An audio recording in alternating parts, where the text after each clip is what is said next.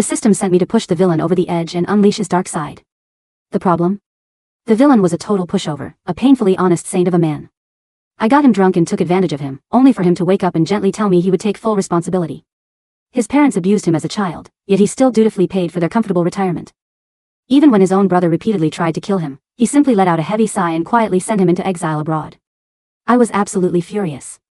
I spent hours screaming and throwing tantrums, but he just knelt before me, holding my warm foot bath, and softly asked if I had cooled down yet.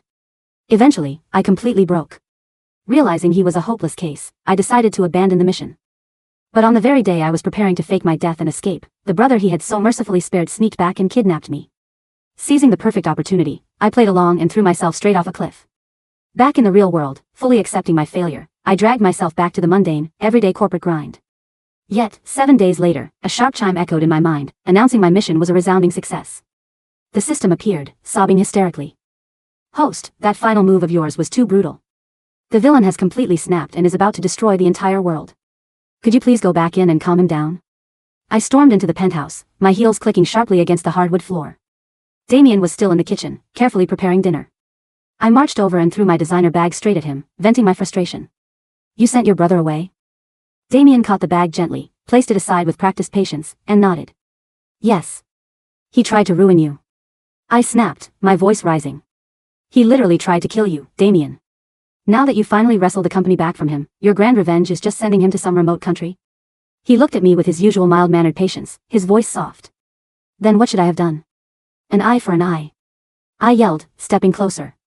"Run him over with a car. Pour boiling water on him. He wanted you dead, so he deserves to rot." Damien frowned slightly, looking genuinely troubled. "That's illegal, Naomi. Besides, he is still my brother. Now that he's exiled, he won't be able to bother us anymore." I felt a massive headache coming on. Even the system in my head was screaming in pure disbelief. "System, is this guy serious? He's supposed to be a ruthless villain. Abused as a child, backstabbed by his brother, he has the perfect tragic backstory. Why won't he just snap?" I took a deep breath, massaging my temples. "What's his corruption level right now?" System, 12%. 12%. I had been stuck in this world for 5 whole years, trying my absolute best to bully him, humiliate him, and push him over the edge. I had even forced him into marriage by drugging him on our first night together. When I woke up the next morning, I had insulted him, telling him he was pathetic in bed. But he had only looked at the bruises on my wrists from the night before, let out a soft sigh, and whispered, "I'm sorry I hurt you last night, Naomi. I'll take responsibility." I had been completely stunned. The system, however, had cheered in my head. "System, perfect. Marry him, act like a total nightmare, torment him, and force those dark urges to the surface." But after the wedding, no matter how much I ordered him around like a servant, he just took it. He was like a still lake, no matter how many stones I threw, there wasn't a single ripple. When I stole his company's trade secrets and handed them to his competitors, he actually blamed himself. "Naomi, have I done something to upset you lately?" And he wasn't just soft on me. He sent regular allowances to his abusive parents, and he sent his backstabbing brother abroad with nothing but a gentle slap on the wrist. 5 years. I was the one about to go crazy. And his corruption level was a pathetic 12%. After dinner, I was still fuming. Damien brought in the foot spa basin, just like he did every night. Usually, if I was in a good mood, I'd wrap my arms around his neck and kiss him. But tonight, I ignored him, scrolling through my phone. Damien waited, but when no kiss came, he didn't complain. He just knelt in front of me, taking a towel to dry my feet. System, keep pushing his buttons. Pick a fight. Without waiting for him to dry my feet, I stepped right onto his shoulder, digging my heel in. Damien caught my ankle, his grip firm but gentle. He looked up, his deep voice quiet. "Still mad at me?" I scoffed and turned my head away. He reached for the towel again, murmuring, "Let me dry you." I looked down at him from my high perch and deliberately wiped the wet soles of my feet all over his clean home clothes. I tilted my chin up, mocking him. "No need. I already have a perfect towel right here." Even I felt that was a bit too cruel. I eagerly asked the system, "Well? Did that do it? What's his level now?" A long silence followed. "System, it dropped. We're at 11% now." Me. That night, Damien tried to kiss me, but I turned away. I tossed and turned, unable to sleep, listening to his steady breathing next to me. I took a deep breath. "System, I'm quitting. I want to abandon the mission." "System, are you sure? If you quit now, you won't get the cash prize, and you will have wasted 5 years of your life here." I nodded. There was no way I could make this golden retriever of a man turn into a dark lord. The system thought for a moment. "Fine. Let's do one last task. If his corruption level still doesn't budge, I'll send you back to your own world. I agreed. The task was simple. The male and female leads of this story were starting a business and had a crucial bidding war tomorrow. According to the original plot, Damien was supposed to use underhanded means to win it. Since he was too honest to do it, I had to do the dirty work. The next day, after Damien left, I intercepted the lead's car. The male lead swerved sharply, crashing his door and dislocating his arm in the panic. I rolled down my window and smiled sweetly at them. Oops. Looks like you guys need a trip to the ER. By the time they got checked out, they would miss the bidding window, and Damien would win by default. The male lead recognized me as Damien's wife. He gritted his teeth. Is this how you two play the game? With dirty, low-class tricks? I put on my best villain sneer. Exactly. The female lead stared at me. Does Damien know you're doing this? I felt a flicker of guilt but forced myself to say, he's the one who ordered it. That line cemented the rivalry. The leads went to the hospital, missing the bid. I went home, satisfied. Soon, Damien came back. He was rubbing his temples, looking unusually exhausted. His first words were, Naomi, what did you do today? I blinked innocently. I helped you win the bid. You should be thanking me. He let out a heavy sigh, his tone unusually stern. Who taught you to behave like this? Tomorrow, you're going to apologize to them with me. I'll handle the rest. I was stunned. But this is business. And it was so easy. Damien, if you just harden your heart a little, you could have endless wealth and power. He looked at me with deep disappointment. But it's dishonest, Naomi. How can anyone live like that? I wanted to scream. You are the villain. Why do you care about playing fair? Seeing my silence, his tone softened. Be good, sweetheart. Just show up and apologize. I'll take care of the rest. I muttered, no. He knelt before me, looking into my eyes. If you do it, I'll buy you that designer bag you wanted. I kicked him lightly. Don't care about the bag. How about I let your friend Nora stay over for a few days? I shook my head. No. Damien's face hardened. His tone turned sharp. Naomi. In 5 years of marriage, we had argued countless times, but it was always me screaming while he patiently coaxed me. This was the first time he had ever used that cold, warning tone with me. I looked away, asking the system in my head, his level? System, still 11%. I felt nothing but resignation. Of course. Damien seemed about to lecture me further, but I looked up and said, fine. I'll apologize tomorrow. He froze, caught off guard by my sudden compliance. Really? I nodded meekly. Really? At that moment, the system chimed, warning, mission failed. Initiating protocol to return host to the real world. Over the next few days, I behaved myself. I apologized to the leads, and I didn't ask how Damien cleaned up the mess. The system told me it would arrange a car accident in a few days so I could die and leave this world naturally. I felt an overwhelming sense of relief. No more trying to bully a saint. Even when I saw him wire another huge sum of money to his abusive parents, I didn't lose my temper. Damien bit his lip, trying to explain. My father had a sudden heart attack. He needs surgery. I just nodded calmly. Oh. I hope his surgery goes well. Damien froze. Are you upset? I smiled gently. No. If keeping them healthy makes you happy, then I hope they stay healthy forever. I just want you to be happy. I had realized that everyone has their own way of living. Since I was leaving, none of this mattered anymore. Damien stared at me, his eyes filled with a sudden, aching tenderness. He thought I was being mature, and it broke his heart. Sweetheart, he murmured. Let's go on a trip in a few days, just the two of us. Okay? Sure, I agreed, wanting to enjoy my final days. But on the day of our trip, something entirely unexpected happened. Damien's brother, Jared, who was supposed to be exiled in Africa, had secretly sneaked back into the country. He intercepted my car and kidnapped me. Jared dragged me to an abandoned cabin on a desolate mountain. He called Damien immediately. If you want her back, I want 20% of the company's shares. 20%. What a greedy bastard. I knew Damien's weak-willed nature. He would agree without hesitation. The thought of Damien losing that much money made my heart ache. That was money that could have bought so many nice things. I opened my mouth to curse Jared out, but the system chimed in. System, don't worry, host. I will protect your physical safety. Then it hit me. I was leaving anyway. Why did I care about the shares? If I needed to fake my death, wasn't this the perfect opportunity? My eyes lit up. This was a gift from heaven. Besides, Damien had been tortured by my temper for 5 years. Once I was gone, he'd probably feel a massive weight lift off his shoulders. Don't protect me, I told the system. Let's do the fake death now. Prepare the transfer.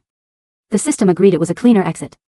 Jared, paranoid about being tracked, dragged me to the edge of a cliff. He held a knife to my neck, sneering. "We'll wait here. If Damien tries anything funny, I'm throwing you off." He shoved a phone in my face. "Beg him. Tell him to sign the papers quickly if he wants you alive." He hit record on a voice message. I took a deep breath, unable to hold back my true feelings any longer. I yelled into the phone, "Damien, I absolutely hate you." Jared flinched and accidentally sent the message. He glared at me. "I told you to beg, not throw a tantrum. Do it again, or else, wait, what are you doing?" In his moment of panic, I spun around. And I plunged backward, straight into the abyss. The sensation of weightlessness rushed over me, accompanied by the roaring wind. The last thing I heard was the system's mechanical voice. "System, initiating transfer to the real world. System, transfer successful." The fluorescent lights of my cramped corporate cubicle hummed with a soul-crushing buzz. I had been staring at a half-finished Excel spreadsheet for 45 minutes, my finger hovering over the mouse, when the world dissolved. 1 second I was smelling lukewarm instant coffee, the next, the sharp, copper scent of ozone and burning silk flooded my lungs. "System." I choked out, stumbling as my feet hit uneven, cold concrete. "Where the hell did you drop me?" "Host. Oh, thank God, you're back." The system's voice vibrated in my skull, no longer the crisp, mechanical assistant, but a sobbing, panicked wreck. "We have a severe code black. The narrative stability index is at 3%. The male lead is currently hiding in an underground shelter, the female lead has fled the country, and Damien is 10 minutes away from executing a financial collapse that will wipe out 3 global banking systems and plunge the entire nation into famine." I wiped cold rain from my face, blinking through the darkness. I was standing on the ruined ledge of the mountain pass, the exact spot where I had thrown myself into the abyss 7 days ago. "Wait," I muttered, looking down at my hands. I was back in the silk dress I'd worn the day of the kidnapping. It was slightly torn at the hem, but entirely clean. What did he do? How did his corruption go from 11% to world ending in 7 days? "Because of your last words," the system wailed. "I absolutely hate you. You said it with so much malice, Naomi. And then you jumped. He recovered your body, or rather, the synthetic corpse I left behind, and he completely lost his sanity. He didn't cry. He didn't mourn. He just went dark." A cold shiver snaked down my spine. Define went dark. Jared is currently locked in an unmarked maximum security cell beneath the city, fed just enough water to stay conscious while Damien personally breaks one of his bones every morning. His abusive parents? Damien seized every asset they had, bought out their retirement facility, turned off the heating, and forced them to work in his heavy machinery factories 12 hours a day. And as for the city's business council, he bought their debt, forced their hand, and is preparing to liquidate the entire holding conglomerate tonight. He doesn't care about money anymore. He wants to burn everything down because she hated this world, so why should it exist? I squeezed my eyes shut, my heart thumping against my ribs like a trapped bird. "Where is he right now?" "The penthouse," the system whispered, sounding terrified. "Where you used to live."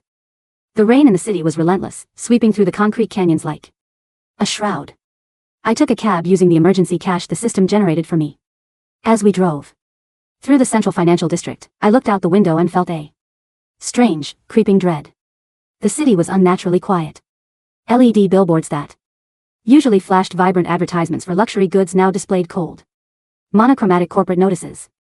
Damien's conglomerate emblem, a stylized silver circle, was everywhere.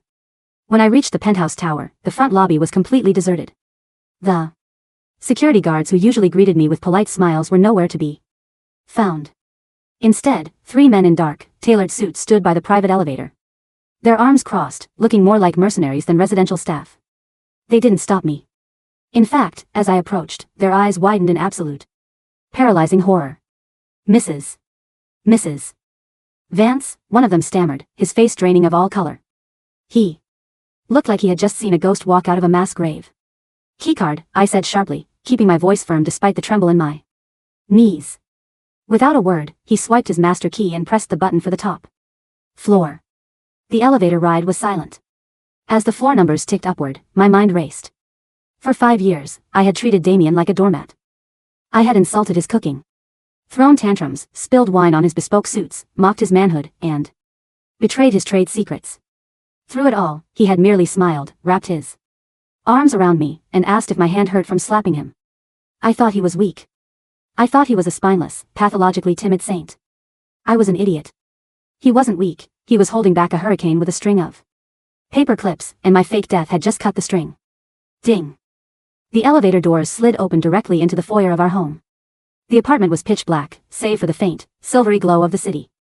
Lights bleeding through the floor-to-ceiling panoramic windows. The air smelled wrong. The usual scent of fresh orchids, roasted coffee, and lavender fabric. Softener was gone, replaced by the bitter stench of heavy scotch, cold tobacco, and something dry and iron-like. I stepped out of the elevator, my heels silent against the plush rug. Damien? I called out softly. No answer. I walked deeper into the living room. The grand piano was smashed, its polished mahogany lid split down the middle. Framed photographs of us, the ones I had forced him to take at high society galas where I deliberately looked miserable, were stripped from the walls, their glass shattered on the floor. Then I saw him. He was sitting in his leather armchair by the glass wall, looking out over the rain-soaked skyline. He wore a crisp white shirt, the sleeves rolled up to his forearms, but the collar was unbuttoned, exposing the sharp line of his collarbone. He held a crystal glass filled with dark amber liquid in one hand. In the other, he held a small, familiar velvet box. He didn't turn around when I walked in. I am having another hallucination, he said quietly. His voice didn't sound like his old self.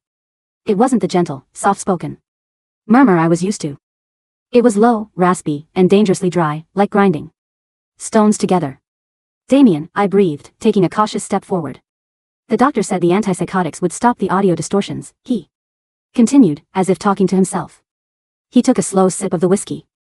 He was lying. I should probably have his license revoked tomorrow. Or perhaps I'll just buy his hospital and shut it down. Damien, it's not an audio distortion, I said, my voice crackling with genuine anxiety. Look at me. He slowly turned his head. When his eyes met mine, my breath hitched in my throat. The soft, gentle dark brown eyes that used to look at me with endless warmth were completely gone. In their place were hollow, bloodshot orbs surrounded by dark shadows. He had lost weight, his high cheekbones were sharp enough to cut glass, and a faint stubble lined his jaw. He stared at me for a long, agonizing 10 seconds. There was no joy in his expression. No relief. Only a dark, suffocating stillness. You look very real tonight, he whispered. He set his glass down on the side table with a soft clink. The image usually dissolves when I reach out. He stood up. He was taller than I remembered, or perhaps it was just that he was no longer hunching his shoulders in that meek, eager-to-please way he always used to when I was around. He walked toward me, his footsteps slow, deliberate, and silent. He stopped an inch away from me. I could feel the intense heat radiating from his body, mixed with the sharp bite of alcohol. Slowly, his long, slender fingers rose and touched my cheek. His thumb stroked my skin, pressing against my cheekbone with enough force to prove I was solid. I involuntarily shivered at the cold touch of his knuckles. His hand froze. The color slowly drained from his face, replaced by a sudden, terrifying intensity that made my hair stand on end. You're warm, he whispered. Damien. Before I could finish, his hand moved with blinding speed. He grabbed my wrist, pulling me violently flush against his chest, while his other hand clamped behind my neck, burying his fingers into my hair. He pulled my head back, forcing me to look up into a pair of eyes that were currently burning with absolute madness. You're alive, he rasped, his breath hot against my lips. You didn't break into pieces on the rocks. You didn't die. I survived, I lied quickly, my voice shaking.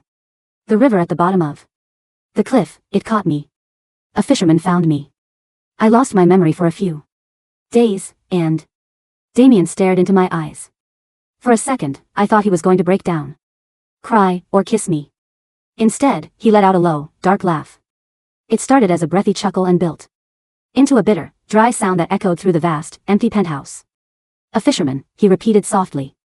He leaned down until his forehead rested against mine, his grip on my neck tightening just enough to keep me completely trapped. Naomi, do you know what I did after you fell? I couldn't speak. I could only shake my head slightly. I hired 300 divers, he murmured into my ear, his voice terrifyingly sweet. I had them dredge every inch of that riverbed for 5 miles. Do you know what they found on the 3rd day? He pulled back slightly, his dark eyes locking onto mine with ruthless clarity. They found a body. It had your face, your clothes, your ring. I personally sat in the morgue for 6 hours, holding its hand. I watched the forensic pathologist perform the autopsy. I felt the cold skin. I smelled the formal language of death. My blood ran cold. The system's synthetic dummy. So tell me, my sweet, deceitful wife, Damien whispered, his thumb pressing lightly against my lower lip, tracing the shape of it with terrifying intimacy. If you were lying in a morgue 4 days ago, what are you doing standing in my living room right now? System. I screamed in my head. Help me. What do I say? He knows. I don't know, the system sobbed. His intelligence stat wasn't supposed to be this high. He was programmed as a foolishly kind saint. He wasn't supposed to analyze forensic data. You useless piece of garbage. I swore internally. Damien watched the micro-expressions shifting across my face. He didn't rush me. He held me tightly against his frame, his arm wrapped around my waist like an iron band, enjoying my panic. No answer, he murmured, trailing his lips down to my earlobe. That's fine. You always had so many secrets. You hated me so much that you would rather invent a magical resurrection than stay married to me. Damien, listen to me. No, Naomi. You listen to me, he cut me off. The softness vanished instantly, replaced by an iron edge that made me hold my breath. For 5 years, I gave you everything. I let you step on my shoulders. I let you humiliate me in front of my board of directors. I let you ruin my business deals. I even let you give my trade secrets to my competitors. He looked down at me, his eyes dark and abyssal. Do you know why I let you do all of those things? I swallowed hard. Because you were a soft pushover? A dark, mocking smile touched the corners of his lips. Because I knew you were trying to make me hate you, he whispered. I knew from the very first night, the night you drugged me and forced that sham of a marriage upon us. You woke up, called me pathetic, and waited for me to strike you or divorce you. But I saw the look in your eyes, Naomi. You weren't a greedy social climber. You were performing. My heart stopped. He knew. He had known the entire time. You threw tantrums because you wanted me to snap, Damien continued, his hand slowly sliding up my neck, resting over my beating pulse point. You stole my trade secrets because you wanted me to throw you in prison. You deliberately humiliated me because you were searching for a reason to leave. And I swore to myself I would never give you that reason. He leaned closer, his dark eyes fixated on mine. I thought, if I was pure enough, if I was patient enough, if I washed your feet every night and bore every insult without a complaint, eventually, you would get tired of playing the villain. Eventually, you would look at me and realize I was the only man in this world who would let you tear him to pieces and still ask if you hurt your hands. I was completely paralyzed. The world seemed to tilt beneath my feet. All those years. I thought I was the mastermind puppet master, trying to corrupt a saint. In reality, the saint was willingly letting himself be crucified just to keep me in his sight. But then, Damien's voice dropped an octave, turning icy and hollow. You left that voice message. Damien, I absolutely hate you. And then you threw yourself off that cliff. He pulled me closer, his breath hot against my skin. That was very cruel, Naomi. You destroyed my sacrifice. You broke my rule. What rule? I whispered, my voice trembling. The rule that kept me human, he said softly. I thought, if the world took you away from me, then the world had no right to exist anymore. I stopped paying my parents' medical bills 4 days ago. My father had his second stroke yesterday morning. I watched it happen over a video feed and didn't call the ambulance. I brought Jared back from exile. He's in my basement right now, begging for death. And tomorrow morning at 9 o'clock, I am liquidating $40 billion in short positions, which will trigger a systemic failure in the market. He smiled, a cold, beautiful, utterly terrifying smile. I was going to follow you right after the collapse was complete. But now, you came back. He cupped my face with both hands, his fingers pressing firmly into my skin. Why did you come back, Naomi? Did you come back to finish destroying me? Corruption level check. I yelled at the system in my mind. What is it now? 99%, the system shrieked. Host, if it hits 100%, he's going to initiate the global economic crash and then lock you in this penthouse forever. You need to drop his corruption level right now. How do I drop it? I don't know. Do what you used to do. No, wait, don't bully him. Be nice to him. Show him affection. Affection. I looked at Damien. He was staring at me like a starved predator sitting in front of a piece of meat he wasn't sure was real. I took a deep, shaky breath. My mind was spinning, but one thing was crystal clear: the bratty, arrogant persona I had maintained for 5 years was completely useless now. The saint was dead. Standing before me was a man who had stripped away every shred of his own morality the moment he thought I died. I slowly raised my hands and placed them over his hands, which were still holding my face. His body instantly went rigid. In 5 years, I had almost never touched him willingly, unless it was to push him, slap him, or kick his feet onto his chest. "Damien," I said softly, looking straight into his bloodshot eyes. "I didn't come back to destroy you." He sneered slightly, a cynical edge creeping into his voice. "Liar." "I'm not lying." I took a step closer, closing the small distance between us, until my chest was pressed against his. I was wrong. I thought if I pushed you far enough, you would let me go. I didn't want to hurt you, Damien. I felt trapped. "Trapped by what?" he asked softly, his fingers digging slightly deeper into my cheeks. "By my love? By my patience? By everything." I admitted, the truth bursting out of me before I could filter it. "I thought I had a job to do. I thought you were supposed to be a monster. And I was supposed to turn you into one. But you weren't a monster, Damien. You were too good. You were so good it drove me insane. Every time I tried to make you hate me, you just looked at me like I was the best thing that ever happened to you. How was I supposed to handle that?" Damien blinked. For the first time since I walked through the door, the icy, unhinged composure on his face cracked. You thought I was supposed to be a monster?" he asked slowly. "Yes," I shouted, tears finally spilling over my eyelashes, blurring my vision. "I thought if you became a bad guy, I could leave without feeling guilty. But you wouldn't do it. You kept washing my feet. You kept paying for your terrible parents. You kept forgiving your insane brother. You were a total idiot." I beat my fist against his hard chest, sobbing openly now. "And then, when I jumped, I thought you'd finally be free of me. I thought you'd move on and live a peaceful life. I didn't want you to turn into this. I didn't want you to destroy yourself." Damien stood frozen. He let my blows hit his chest without flinching. Corruption level dropping, the system shouted in my head. 88%. 85%. "Keep going, host. It's working." Damien looked down at me, watching the tears streaming down my face. His thumb moved slowly, wiping away a teardrop from my cheek. His fingers were shaking slightly now. "You didn't hate me," he whispered, his raspy voice trembling with a terrifyingly fragile hope. "The message, you yelled that you hated me." I was angry. I cried, clutching the lapels of his suit jacket. I was angry. Because I knew if I didn't say something horrible, you would try to save me. I wanted you to hate me so you could live without me. You stupid, arrogant, saintly bastard. Damien closed his eyes. A long, shuddering breath escaped his lungs, a sound so raw and broken it sounded like a man drowning coming up for air. When he opened his eyes again, the cold, terrifying madness had softened slightly, replaced by a deep, dark ache that was somehow even more overwhelming. "You really are the most foolish woman in the world," he murmured softly. Without another word, he bent down, scooped me up into his arms, and walked toward the bedroom. System. What's happening? Is he going to murder me? I panicked as he carried me through the dark hallway. Corruption level is down to 70%, but his obsession index is off the charts, the system yelled back. "Host, he's not going to kill you, but he's definitely not letting you out of his sight ever again." Damien carried me into the master bedroom. He set me down gently on the edge of the large king-sized bed. Before I could move, he knelt on the floor right in front of me, just like he used to do every single night for 5 years. Only this time, he didn't look like a servant waiting for orders. He looked like a king who had dragged his treasure back from the grave and was now preparing to lock it in the deepest vault in the castle.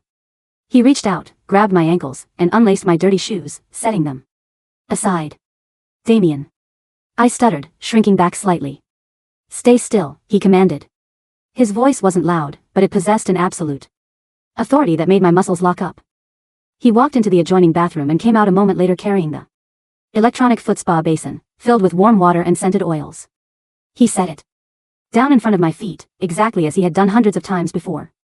He knelt down again, took my bare feet, and gently dipped them into the warm water. The familiar sensation threw me into a strange state of disorientation. 5 days ago, I had stepped on his shoulder and wiped my wet feet on his clean clothes. 5 days ago, I had treated him like trash. Now, he was kneeling before me, washing my feet, but his eyes were fixed on mine, dark, dangerous, and utterly unyielding. You're not leaving this apartment again, Naomi, he said quietly, his hands massaging my arches under the warm water. Damien, you can't just keep me locked up. I can, he interrupted smoothly. I have the security codes, the guards, and enough money to buy every law enforcement official in this city. You tried to run away from me once by jumping off a cliff. I won't give you a second chance. He lifted one of my feet from the water, wrapped it in a soft white towel, and dried it with meticulous care. Tomorrow morning, he continued, his tone conversational, as if he were discussing the weather, I will call the board. I won't liquidate the market. But I will consolidate all power under my name. I will retire from public life. And I will stay right here, with you. I stared at him, my heart hammering against my chest. And your brother? Your parents? Damien didn't even blink. Jared will remain in his cell until he learns how to behave. My parents will stay in their current facility. I am no longer interested in being a filial son or a benevolent brother, Naomi. You stripped those illusions away from me. He dried my other foot, set the towel aside, and stood up. He leaned down, placing his hands on the mattress on either side of my thighs, trapping me completely within his frame. He hovered inches away from my face, his breath mingling with mine. I tried being a saint for 5 years, and it almost cost me everything, he whispered, his eyes gleaming with a dark, dark passion. So from now on, I will be whatever you forced me to become. If you want a villain, Naomi, I will be your villain. But you will be my captive. System. I squeaked in my mind. What's the corruption level now? It stabilized at 60%, the system said, its voice trembling. Host, he's no longer an angel, and he's no longer going to destroy the world. He's turned into a full-blown Yandere male lead. Is the mission considered a success? Technically, yes.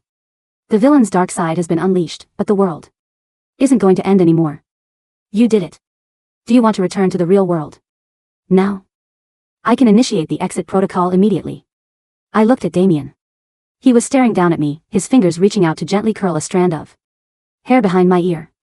His hand was warm, his touch possessive, yet beneath that terrifying, dark obsession, I could see the faint, lingering vulnerability of the man who had loved me unconditionally for 5 agonizing years. If I left now, if I vanished again, he really would burn the entire world to ashes. And this time, no one would be able to bring him back. Besides, I looked around the luxurious bedroom, then back at his handsome, breathtaking face. Back in the real world, I had a soul-crushing corporate job, a tiny rented apartment, instant noodles, and no one who cared if I lived or died. Here, I had a dark, terribly handsome, outrageously wealthy husband who was completely, hopelessly, dangerously obsessed with me. I slowly raised my arms, wrapped them around his neck, and pulled him down until his lips were brushing against mine. Exit protocol? I thought back to the system, a slight, wicked smile forming on my lips. Cancel it. I think I'm going to enjoy my early retirement. 6 months later. The high society circles of the capital city were flooded with endless rumors about the mysterious turning point of the Vance empire. Everyone knew that Damien Vance, the once mild-mannered, notoriously generous philanthropist, had overnight transformed into an iron-fisted corporate tyrant. He had ruthlessly purged his board of directors, dismantled his rivals, and established an absolute monopoly over the country's technology and financial sectors. Yet, despite his ruthless reputation in the boardroom, he was almost never seen in public. He conducted all his high-level meetings via encrypted video conference from his private estate on the coastal cliffs, a sprawling, heavily guarded mansion, surrounded by high walls and lush botanical gardens. Inside the glass sunroom overlooking the ocean, the afternoon sun cast a warm, golden light over the marble floors. I was lounging on a plush velvet sofa, wearing a silk robe, lazily scrolling through a tablet. On the screen was a news article detailing the total bankruptcy of the former male leads company. I chuckled quietly, taking a sip of iced mango juice. What's so funny, my love? A pair of strong arms wrapped around my waist from behind. Damien buried his face into the crook of my neck, inhaling the scent of my sweet-scented lotion. He was wearing a casual gray cashmere sweater, his hair slightly messy, looking relaxed and devastatingly attractive. Gone was the sickly, hollow look from 6 months ago. His skin was healthy, his shoulders broad, and his eyes full of life. Nothing, I said, leaning my head back against his shoulder. Just reading about how you completely crushed our old friends. Damien chuckled, a low, smooth sound that vibrated against my back. He kissed the Sensitive skin right behind my ear, making me shiver.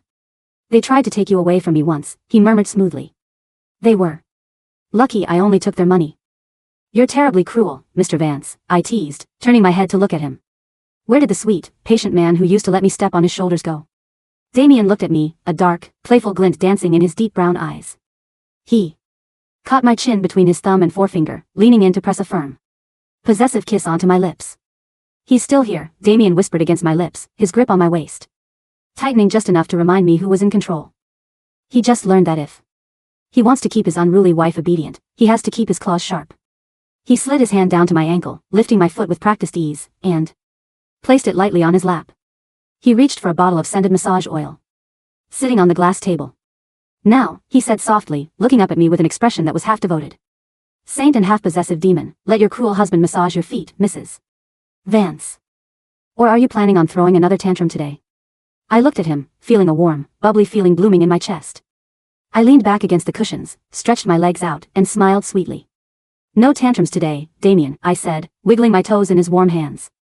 Just don't forget to buy me that island in the South Pacific by tomorrow. Consider it done, my sweet nightmare, he murmured, bending down to kiss the top of my foot. Consider it done. System status, a faint, tired voice echoed deep in my mind. Target corruption level, 60%, permanently locked. Target obsession level, 1000%. Host safety index, 100%, as long as you don't try to escape again. I closed my eyes and let out a satisfied sigh. Escape? I thought to myself as Damien's warm hands gently massaged my tired muscles. Why on earth would I ever want to escape?